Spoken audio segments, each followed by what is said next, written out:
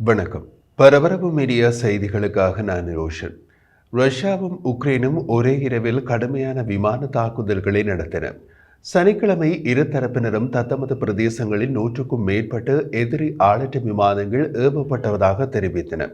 உக்ரைனுடனான போரில் 30 நாள் போர் நிறுத்தத்திற்கான அமெரிக்க முன்மொழிவு பற்றிய விவரங்களை விவாதிக்க ரஷ்ய ஜனாதிபதி புட்டின் அமெரிக்க தூதர் ஸ்டீவ் விட்காஃபுடன் சந்தித்து 24 மணி நேரத்திற்குள் இந்த தாக்குதல்கள் நடந்துள்ளன. ரஷ்யா ஒரே இரவில் 178 ஆளற்ற விமானங்கள் மற்றும் 2 பாலிஸ்டிக் ஏவுகணைகளை ஏவியதாக உக்ரைனிய விமானப்படை கூறியது. இந்த தாக்குதல் ஷாஹிட் வகை ஆளற்ற விமான வகை மற்றும் வான் பாதுகாப்புகளை குழப்பதற்காக வடிவமைக்கப்பட்ட சாயல் ஆளற்ற விமானங்களின் கலவையாகும். சுமார் 130 ஆளற்ற விமானங்கள் சுட்டு வீழ்த்தப்பட்டன. மேலும் 38 ஆளற்ற விமானங்கள் இலக்குகளை அடைய முடியவில்லை. ரஷ்யா எரிசக்தி வசதிகளை தாக்கி கணிசமான சேதத்தை ஏற்படுத்தியது. டினிப்ரோ, பெட்ரோவோஸ்க் மற்றும் ஒடிசா பகுதிகளில் எரிசக்தி உள்கட்டமைப்பை தாக்கியது என்று உக்ரைனின் தனியார் எரிசக்தி நிறுவனமான DTEK ஒரு அறிக்கையில் தெரிவித்துள்ளது. சில குடியிருப்பு வாசிகளின் மின்சாரமின்றி தவித்தனர். சேதம் குறிப்பிடத்தக்கது. எரிசக்தி ஊழியர்கள் ஏற்கனவே தரையில் வேலை செய்கிறார்கள். கூடிய விரைவில் வீடுகளுக்கு மின்சாரத்தை மீட்டெடுக்க முடிந்த அனைத்தையும் செய்து வருகிறோம் என்று எரிசக்தி நிறுவனம் தெரிவித்துள்ளது. ரஷ்யாவின் வோல்கோகிராட் பகுதியில் ஆளற்ற விமானங்கள் வீழ்ந்ததால் நகரில் கிராஸ்னோ ஆர்மைஸ்கி மாவட்டத்தில் லுகோயில் எண்ணெய் சுத்திகரிப்பு நிலையத்திற்கு அருகில் தீ விபத்து ஏற்பட்டது என்று ஆளுநர் ஆண்ட்ரே போச்சரோவ் தெரிவித்துள்ளார். அருகிலுள்ள விமான நிலையங்கள் விமானங்களை தற்காலிகமாக நிறுத்தியதாக உள்ளூர் ஊடகங்கள் செய்தி வெளியிட்டுள்ளன. உயிரிழப்பு எதுவும் ஏற்படவில்லை.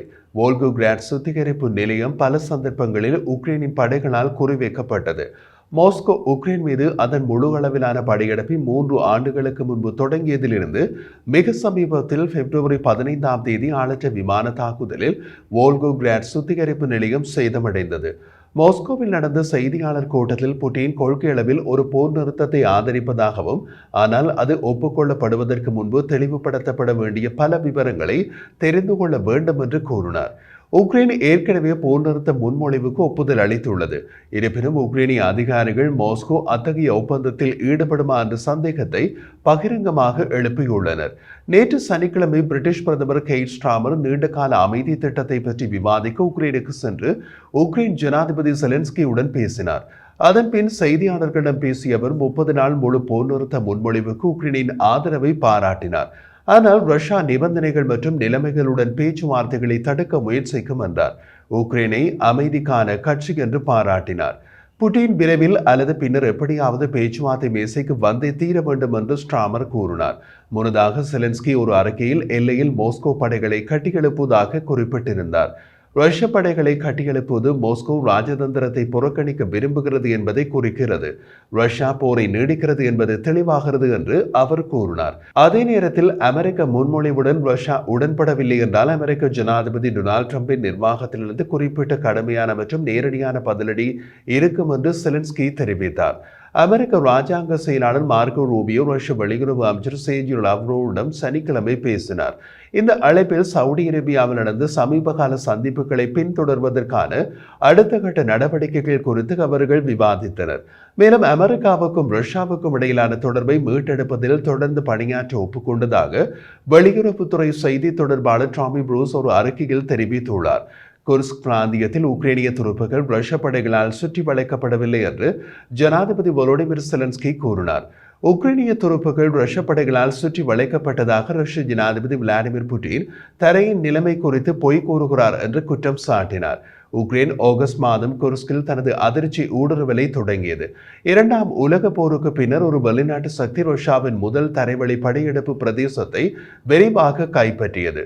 இந்த தாக்குதல் மாஸ்கோவின் வளங்களை கிழக்கில் உள்ள முன்வரிசையிலிருந்து திசை திருப்புவதையும் ரஷ்யா ஆக்கிரமிக்கப்பட்ட உக்ரைனிய பிரதேசத்திற்கு மாற்றப்படக்கூடிய நிலத்தை கைப்பற்றுவதையும் நோக்கமாக கொண்டது.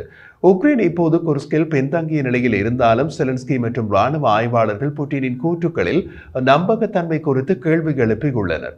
ரஷ்யாவின் ஜனாதிபதி விளாடிமிர் புட்டின் வெள்ளிக்கிழமை மாஸ்கோவுக்கு வெளியே உள்ள நோவோ ஒகாரியோவோ மாநில இல்லத்தில் காணொலி கான்பரன்ஸ் மூலம் பாதுகாப்பு கவுன்சில் கூட்டத்திற்கு தலைமை தாங்கினார்.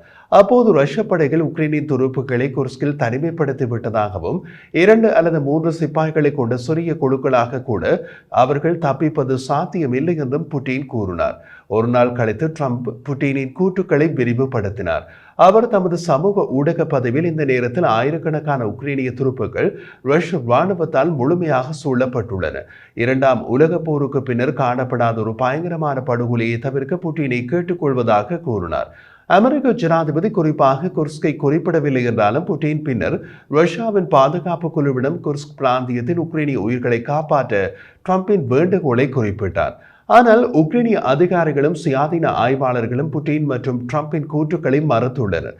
அமெரிக்காவை தளமாக கொண்ட மோதல் கண்காணிப்பு நிறுவனமான போர் ஆய்வு நிறுவனம் ISW கூறிய போது ரஷ்ய படைகள் கணிசமான எண்ணிக்கையிலான உக்ரைனிய படைகளை குர்ஸ்கில் அல்லது வேறு எங்கும் சுற்றி வளைத்துள்ளன என்பதை குறிக்க எந்த புவிசார் ஆதாரமும் இல்லை.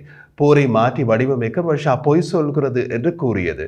குர்ஸ்க் பிராந்தியத்தில் எதிரிகளால் உக்ரைனிய பிரிவுகளை சுற்றி வளைத்ததாக கூறப்படும் அறிக்கைகள் தவறானவை மற்றும் அரசியல் கையாளுதலுக்காகவும் உக்ரைன் மற்றும் அதன் பங்காளிகள் மீது அழுத்தம் கொடுப்பதற்காகவும் ரஷ்யர்களால் புரியப்பட்டவை என்று உக்ரைனிய ராணுவம் கூறியது. எங்கள் படைப்பிரிவுகளை சுற்றி வளைப்பதில் எந்த அச்சுறுத்தலும் இல்லை.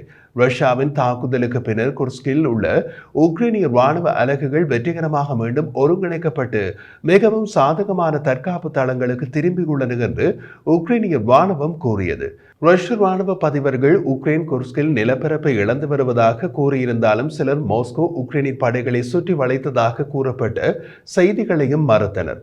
ISW தமது அறிக்கையில் புட்டின் அமெரிக்க ஆதரவு போர் நிறுத்த முன்மொழிவு மீதான அவரது முன்கோபத்திலிருந்து திசை திருப்பும் விதத்தில் குர்ஸ்க் பிராந்தியத்தில் உக்ரைனிய துருப்புக்கள் பற்றி சந்தேகத்திற்குரிய கூற்றுக்களை கூறுகிறார் என்று குறிப்பிட்டது. அதே நேரத்தில் உக்ரைன் குர்ஸ்கில் பின்வாங்குகிறது என்பதில் சில சர்ச்சைகள் உள்ளன. இந்த வாரம் மாஸ்கோ ரஷ்ய படைகள் உக்ரைனால் ஒரு காலத்தில் ஆக்கிரமிக்கப்பட்டு மிகப்பெரிய நகரமான சுட்சாவை மீண்டும் கைப்பற்றியதாக கூறியது. இது ரஷ்யாவுடனான சாத்தியமான பேச்சுவார்த்தைகளில் உக்ரைனின் முதன்மை பேரம் பேசும் மேலும் பலவீனப்படுத்தியது.